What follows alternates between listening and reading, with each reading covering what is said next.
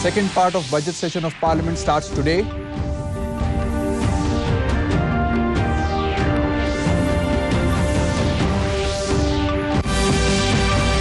Centre decides to start COVID-19 vaccination for children in age group 12 to 14.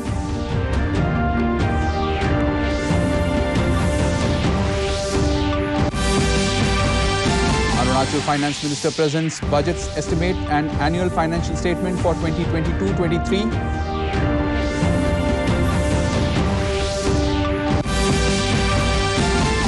Assam Governor Dr. Jagdish Mukhi addresses first day of State Assembly budget session.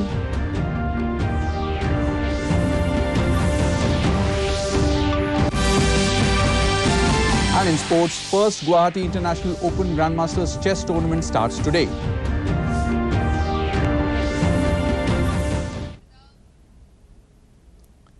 A very good evening, viewers. Welcome to the Northeast News Bulletin. This is Ashutosh Sharma bringing to you the stories in detail. The second part of the budget session of the Parliament has resumed today. On the first day, Rajya Sabha Chairman M. Venkaiah Naidu urged the members to sustain the positive spirit of the first part of the session in this session as well. Meanwhile, replying to various queries, Petroleum Minister Hardeep Singh Puri said that the government reiterated that it will explore all possible options to meet the country's energy demands in view of the Ukraine crisis and COVID-19 pandemic. He further informed that government has contacted the Russian Federation and discussions are underway. On the other hand, in Lok Sabha, replying to a question by Gaurav Gogoi from Congress, Education Minister Dharmendra Pradhan said that evacuating Indian students from Ukraine is testimony of the collective wisdom of the 130 crore Indians. He assured that the education of the students evacuated from war-torn Ukraine will be taken care of by the government.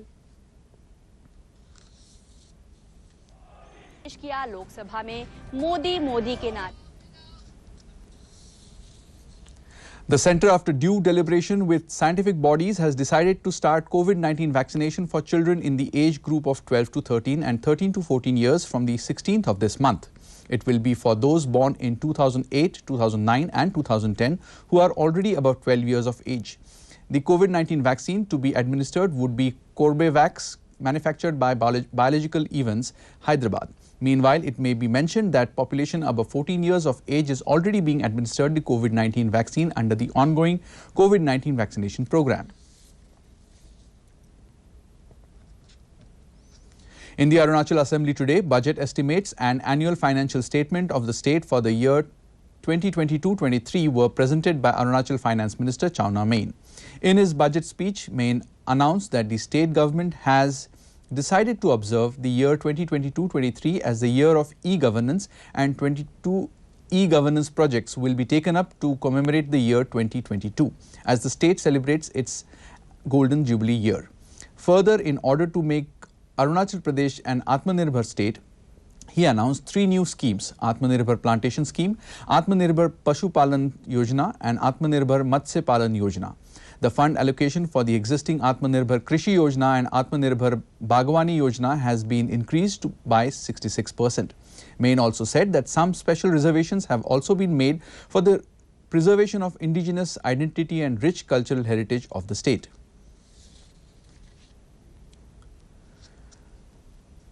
Meanwhile, the budget session of the Assam Assembly began today. Assam Governor Dr. Jagdish Mukhi addressed the Assembly and mentioned several steps being taken by the state government to recruit youths in various posts. He further informed that the government has set in motion the process to provide 1 lakh jobs to the youth as promised. Meanwhile, BJP's Majuli MLA Bhubon Gam took oath as soon as the Assembly reassembled after break. Later, the cabinet ministers tabled various bills that are to be discussed in the ongoing Assembly session this month. Assam Chief Minister Dr. Himanta Biswa Sharma was also seen answering to various queries put to the House.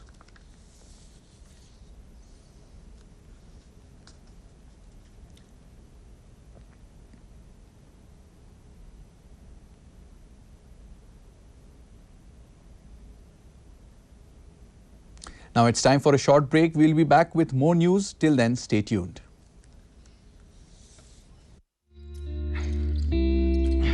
Got it. सोचिए, अगर असल जिंदगी में ऐसी हालत हो तो कितनी मुश्किलें होती हैं, लेकिन शुक्र है बैंकिंग के लिए नहीं। अगर आपकी उम्र 70 साल से अधिक हो या आप दिव्यांग हो तो बैंक आपको कुछ जरूरी बैंकिंग सुविधाएं घर बैठे बैठे दे सकता है। आरबीआई कहता है जानकार बनिए, सतर्क रहिए।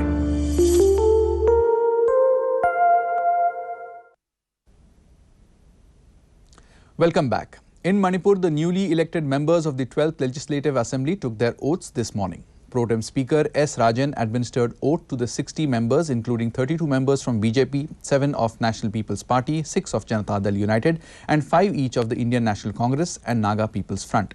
Historically, 5 elected women candidates were also administered the oath. Meanwhile, the BJP, which has a clean majority in the recently concluded general elections, is expected to form the government, and leaders of the party have already begun discussions for formation of the government and the selection of the chief ministerial candidate. Tripura Chief Minister Biplab Kumar Deb today participated in a one-day orientation program in the presence of newly elected members of the Agartala Paur Nigam. Deb said that the Paur Parishad and Nagar Panchayats will play a significant role in ensuring the civic rights of the people's representatives on various issues. Meanwhile, Deb further took to his Twitter handle and said that ensuring civic comfort by identifying priority areas for service delivery will be one of the top priorities. He encouraged the new recruits to rise above the narrow-mindedness of the word I and promote collective thinking. The first Guwahati International Open Grandmasters Chess Tournament was kick-started today in Guwahati. Assam Sports Minister Bimal Bora inaugurated the event by making the first move on the board game. Around 255 participants from 12 countries including Armenia, Egypt, Nepal and Chess Federation of Russia are participating in the international tournament. The tournament will come to an end on the 20th of March. Organized by the All Assam Chess Association, All India Chess Federation and the Sports Authority of India, the first event of the 3 consecutive Grandmasters Open tournaments is being held in Guwahati, while the next 2 tournaments will be held in Delhi and Ahmedabad respectively. A prize money of Rs 15 lakhs will be awarded to the winner.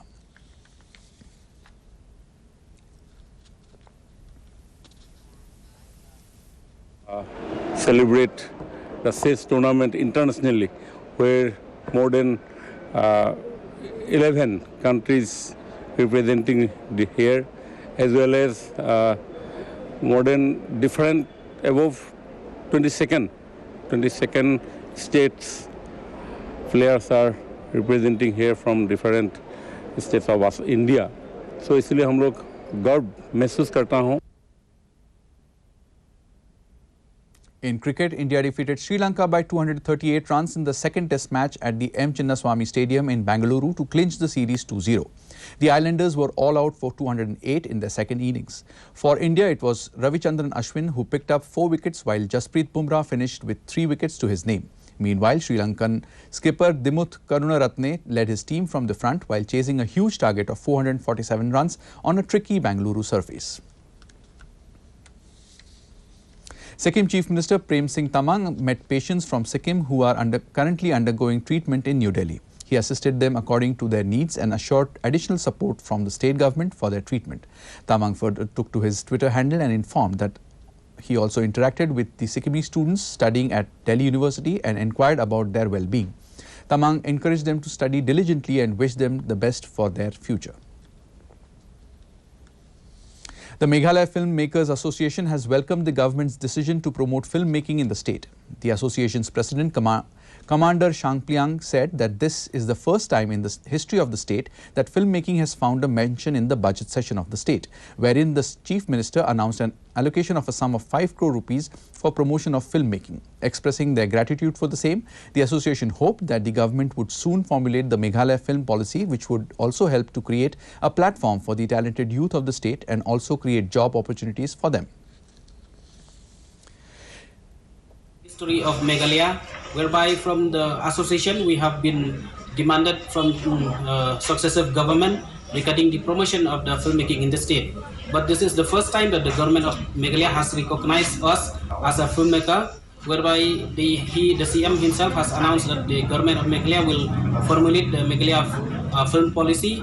And the very important point is that the government has allocated some fund, as I have mentioned, for the promotion of filmmaking in the state. In view of the fact that there is a limited number of youths from the region in the CRPF, extensive awareness programs and campaigns are being conducted by the CRPF to encourage and inform the youth the same. In this regard, an awareness program was held in Ribhoi district of Meghalaya. Books and handouts were distributed to youth to help them join the armed forces and prepare them for the examinations. Addressing the participants, Commandant of the 67th Corps, CRPF Alok Bhattacharjee guided the youth of the preparations needed to join the armed forces. The chief guest, DIG Anil Kumar, also encouraged the young boys and girls to serve the country while stressing on special exemptions for northeastern youth during the selection process.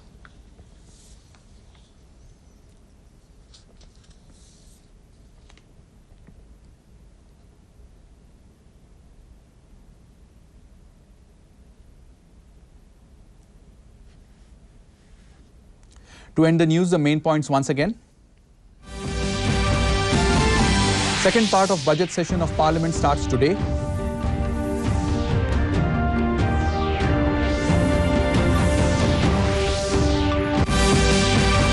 Centre decides to start COVID-19 vaccination for children in age group 12 to 14.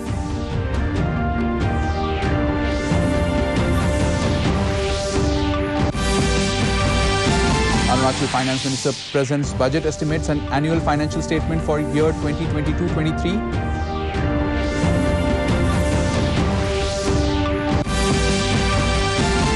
Assam Governor Dr. Jagdish Mukhi addresses first day of State Assembly budget session.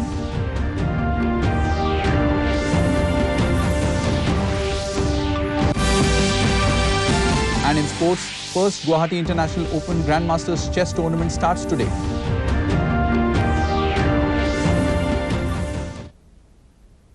That brings us to the end of this evening's bulletin. Thank you for tuning in. Namaskar.